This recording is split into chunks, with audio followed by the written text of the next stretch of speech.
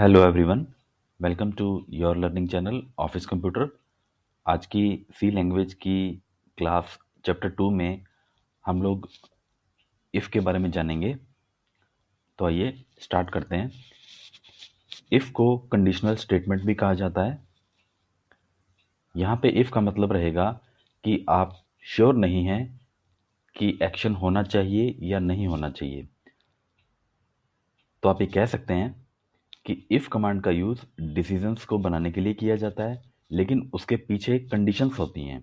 यानी कंडीशंस के आधार पे आप डिसीजन लेंगे, कंडीशंस के आधार पे आपको एक्शन लेना है, कमांड एग्जीक्यूट करानी है। इसे कंडीशनल स्टेटमेंट यानी इफ़ के तहत रखा जाता है। कंडीशनल स्टेटमेंट किसी भी प्रोग्रामिंग लैंग्वेज में हो, वे सिर्फ या तो ट्रू या फॉल्स में ही बात करेंगे। यानी उनका जो एंड रिजल्ट होगा, उनका जो परिणाम होगा, वो या तो ट्रू या फॉल्स पे ही आएगा। तो इसे आप इस तरह से भी देख सकते हैं कि यदि आपने किसी कोड में, किसी प्रोग्राम में कुछ कंडीशंस रखी हैं, तो उनका जो एग्जीक्यूशन होगा वो रिजल्ट के आधार पर होगा। कहने का मतलब हुआ, अगर कंडीशन ट्रू होती है तो आपका एक्शन लिया जाएगा, अदरवाइज इग्नोर कर दिया जाएगा। तो इस पूरे प्रोसेस को आप डिसीजन मेकिंग कह सकते हैं। इसके लिए इफ, इसके साथ इफ एल्स स्टेटमेंट को यूज किया जाता है। ये दोनों ब्रांचिंग भी कहलाती हैं, क्योंकि इसमें नेस्टेड इफ का भी आप प्रयोग कर सकते हैं। यहाँ पे इफ और एल्स के बारे में एक चीज जानना जरूरी है कि या तो इफ रन होगी या फिर एल्स रन होगा। ऐसा नहीं होगा कि दोनों रन हो जाएं, और ऐसा भी नहीं होगा कि दोनों ही रन ना हो। और रही बात ब्रांचिंग की, तो आप उसमें नेस्टेड या मल्टीपल इफ एल्स का भी प्रयोग कर सकते हैं, जिसमें बहुत सारी कंडीशंस लिख सकते हैं।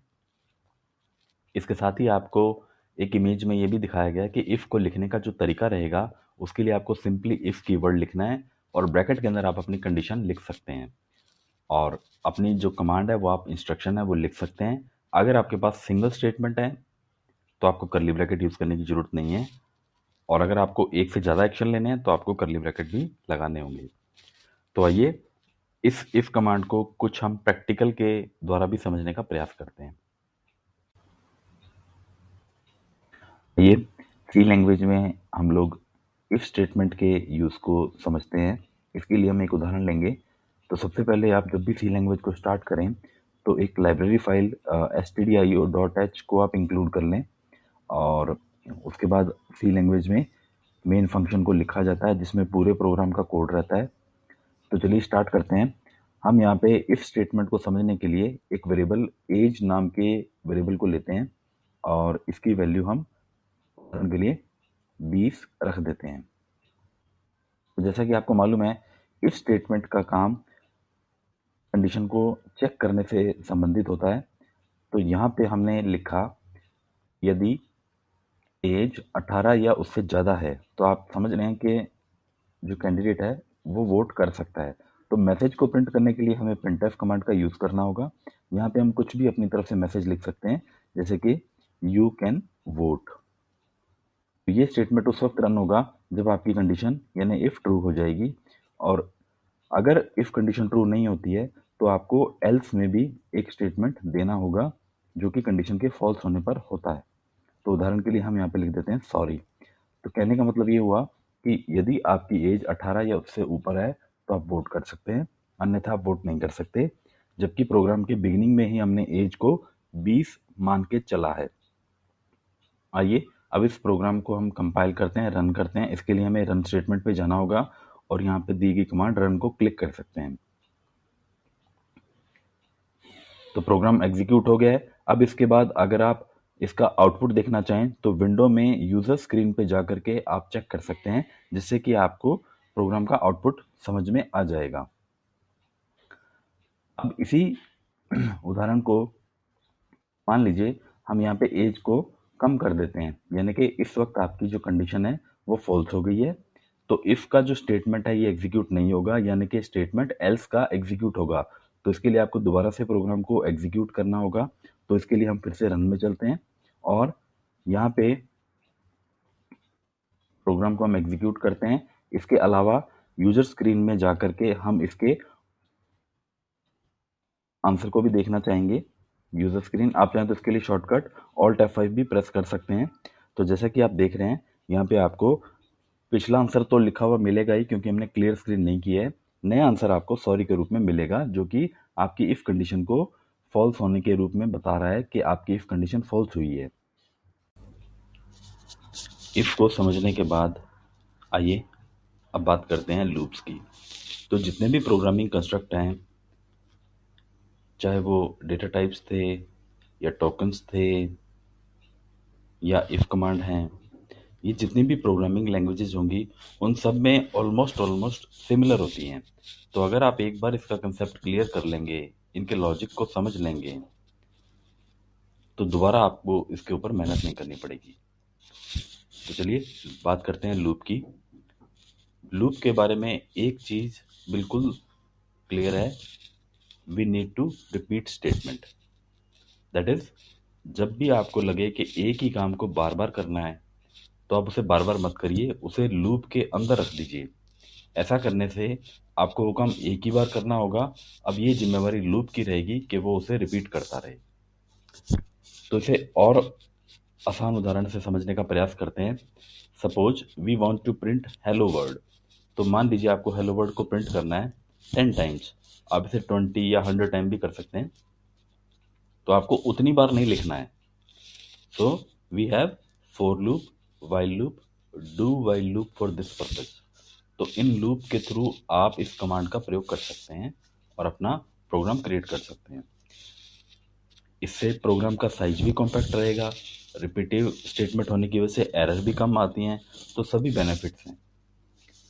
When loop statement are true, जब भी आप लूप के अंदर कोई भी स्टेटमेंट कंडीशन दे रहे हैं और वो ट्रू है, तो लूप तब तक चलता रहेगा।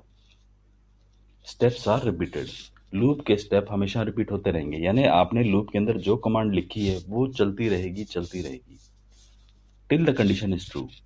और जैसे ही कंडीशन फॉल्स हुई, उसी वक्त लूप अपना काम रोक देगा और वो बाहर आ जाएगा और नेक्स्ट से आगे के फ्लो को बना देगा, यानी प्रोग्राम के एंड तक चला जाएगा। तो लूप का काम ये रहेगा कि आपके जो स्टेटमेंट रिपीटिव हैं उनको आपको बार बार नहीं लिखना है, आप उन्हें लूप में रख दें, इससे वो एग्जीक्यूट होते रहेंगे। तो जितने भी लूप हैं हम उन्हें दो कैटेगरी में रखना चाहेंगे। उनमें से पहला नाम आएगा प्री टेस्टेड का और दूसरा आएगा पोस्ट टेस्टेड का। प्री टेस्टेड लूप होते हैं, प्री यानी कंडीशन को पहले ही चेक कर लेते हैं। कंडीशन ट्रू होगी तो ही चलेंगे, अदरवाइज वो पहली बार में ही बाहर आ जाएंगे।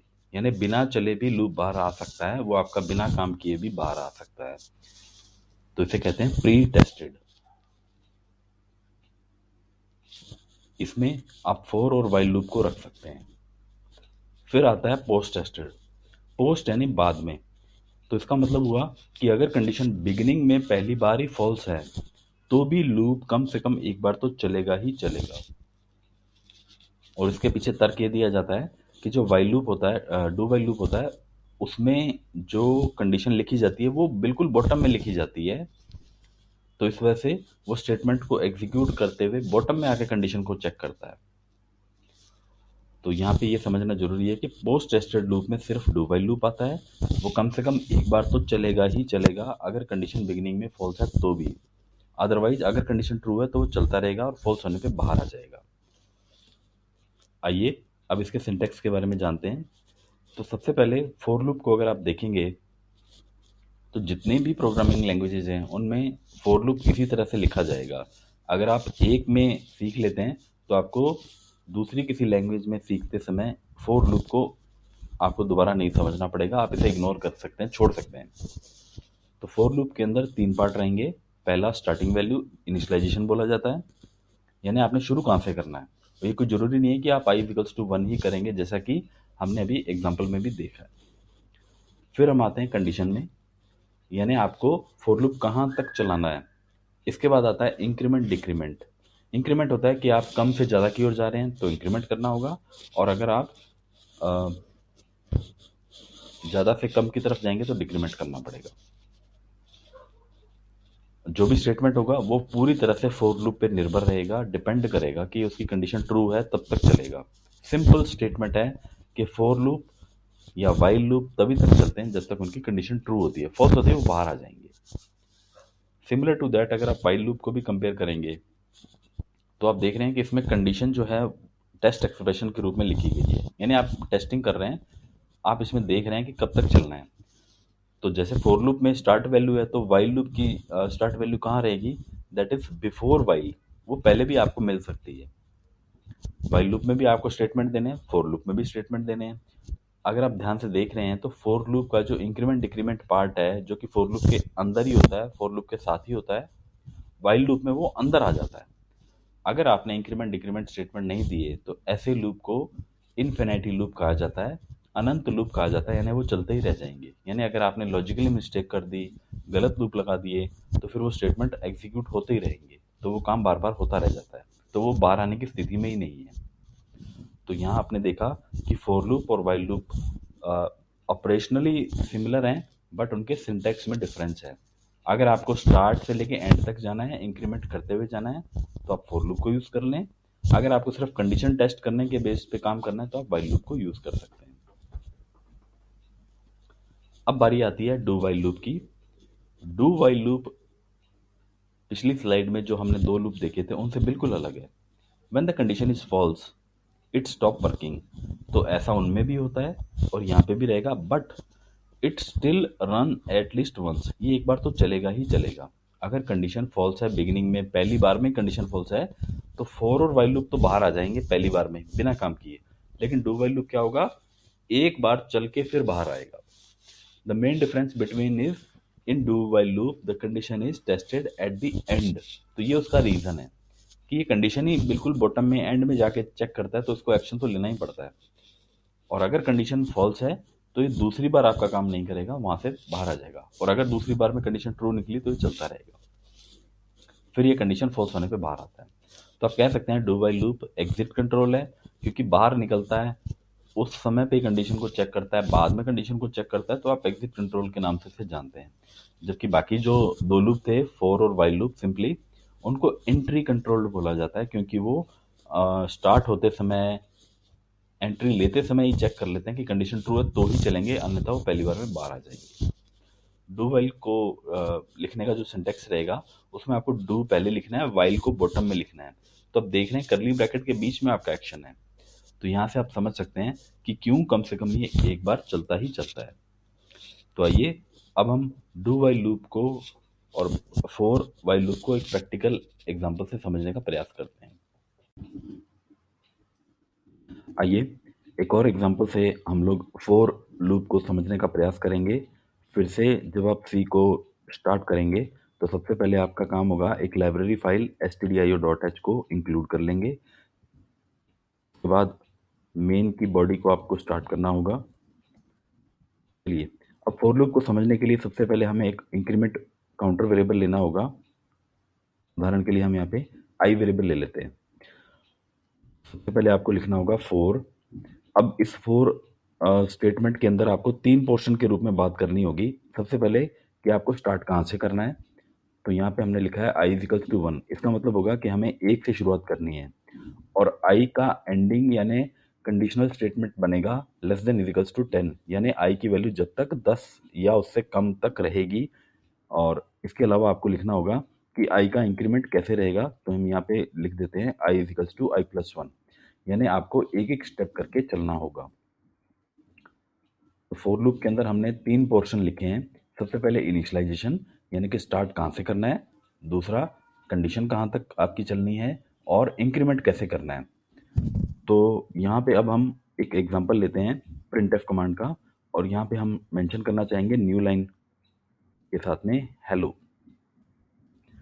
तो जितनी बार भी फोर लूप एग्जीक्यूट होगा प्रिंट वाली कमांड आपकी साथ साथ चलेगी। तो कहने का मतलब हुआ आई की वैल्यू पहले 1 है और ये 10 से कम में ट्रू होगा तो हेलो को प्रिंट करेगा, फिर नेक्स्ट टाइम के लिए आई की वैल्यू इंक्रीमेंट होकर के 2 हो जाएगी, फिर 3 हो जाएगी, और ऐसा करते हुए ये 10 तक जाएगा और 10 टाइम आपको हेलो को स्क्रीन पे शो करवाएगा। उसके बाद आई की वैल्यू फिर से इंक्रीज होगी और वो 11 हो जाएगी, तो कंडीशन फॉल्स होने की वजह से फोर लूप यहीं पे स्टॉप हो जाएगा। आइए इस उदाहरण को हम लोग रन करके देखते हैं कि इसका आंसर क्या बनेगा। तो फिर से आपको प्रोग्राम को एग्जीक्यूट करने के लिए रन स्टेटमेंट में जाना है, और प्रोग्राम एग्जीक्यूट हो गया है, तो इसके बाद आपको विंडोज़ पे क्लिक करके यूज़र स्क्रीन पे आपको जाना होगा, जिससे कि आप अपना आंसर देख सकें।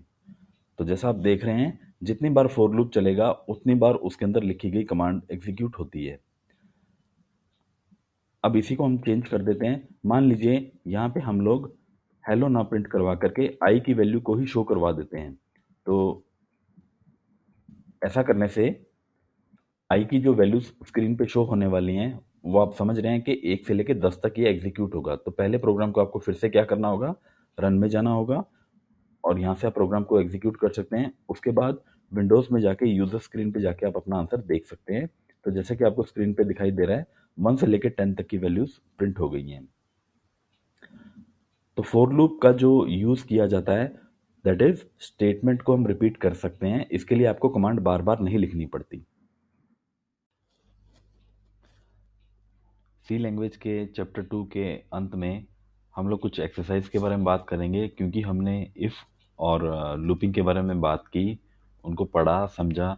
तो यहाँ पे कुछ एक्सरसाइज आपको दी जा रही हैं, आप इन्हें खुद से करके देखें, जिससे कि आपकी प्रैक्टिस हो जाएगी। और ऐसा हरगिज आवश्यक नहीं है कि आप इन्हें कंप्यूटर, डेस्कटॉप कंप्यूटर या लैपटॉप पे करके देखें, आप इनको मोबाइल पे भी करके देख सकते हैं। तो इसके लिए सी को इंस्टॉल करने की आपको कोई ज़रूरत नहीं है। इसके लिए आप चाहें तो मोबाइल में गूगल के अंदर आप ये सर्च कर लें ऑनलाइन सी कंपाइलर। वहाँ पे आप नॉर्मली एक प्रोग्राम को कोड कर दें, अपने स्टेटमेंट लिख लें और उसको रन कर लें। तो ऐसा आप करके देख सकते हैं। और ये एक्सरसाइज जो आपको दी गई हैं, इनमें से जो पहली 3 एक्सरसाइज हैं, ये इसके लिए दी गई हैं, और बाकी जो सीरीज दी गई हैं, वो आप लूप के लिए यूज़ कर सकते हैं। इनको आप फॉर, वाइल और डू वाइल तीनों से बना करके देखें, जिससे कि आपको एक अभ्यास होगा।